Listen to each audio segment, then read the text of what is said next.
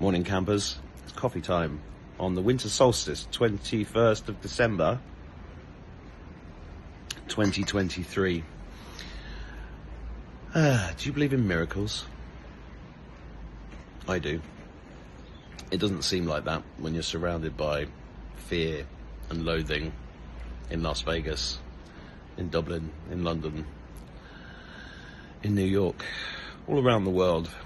Fear, immigration, LGBTQ, sexual predators in schools, in religion, all seems very terrifying. It's Satan's world. I lost a very dear friend of mine, in fact my first girlfriend, to suicide about 30 years ago. And she was born into a family that, her mother was one of the first members of a religious cult that was born in my village in Bugbrook in Northamptonshire in England, originally called the Jesus Fellowship, but then morphed into the Jesus Army. The head of that cult was a man called Noel Stanton, who abused my father when he was a choir boy, when Noel was a lay preacher at the church in Bugbrook.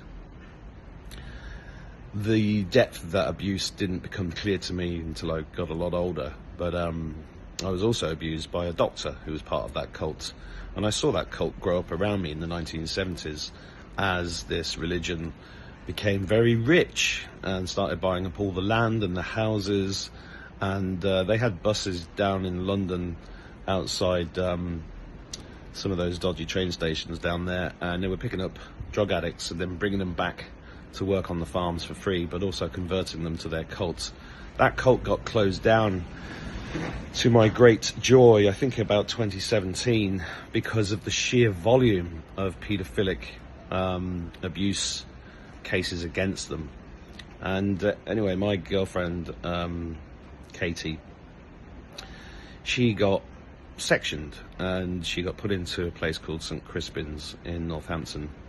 And I rang her while she was there. We weren't going out together anymore, but she was still very dear to my heart. And I rang her and said, "Katie, what are you doing there?" And she said, "This is hell, Mark." Now, she'd grown up in that cult, because this caused the divorce of her parents, and she'd stayed with her mother. And that was, she went on to study religion, and which I thought was an interesting choice. I always thought she'd be a writer, but she didn't make it, unfortunately. But she said, "This is hell." And I was very glib, and I went, "Yeah, I know it's a bit rough sometimes." But she said, "No, this is actually hell." And then she took her own life, and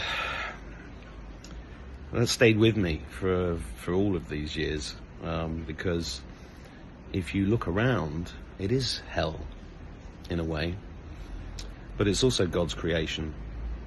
And I'm drawn to the arguments that are going on across Twitter between different types of truthers and researchers about what the Bible really is, about what the Elohim are, and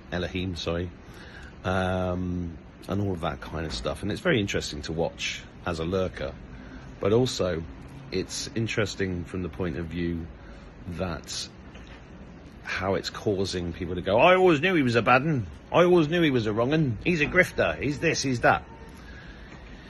And it comes back to the same thing all the time.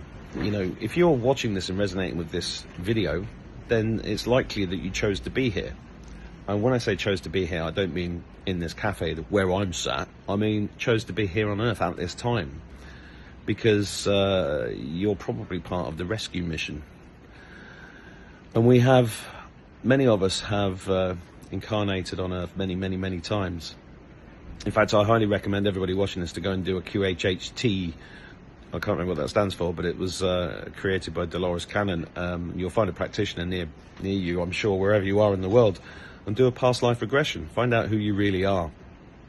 And that will give you more insights into what you're here to do. And what you're here to do is to be a point of light. If you're watching this and you resonate, you're likely to be a point of light. And what does that mean? Well, it means that we're going through a shift in consciousness, and it's unstoppable. This is what Q means when Q says Nothing can stop what's coming. It's a shift in consciousness, and it's an interdimensional shift. And for the first time ever, we're going to go through that shift with our personalities and identities and bodies intact in some way. But we have to go through the storm first.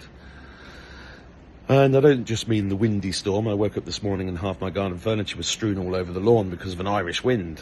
In fact, there was a tornado in the village down the road here a couple of weeks ago, which blew off roofs of houses and stuff, which was extraordinary.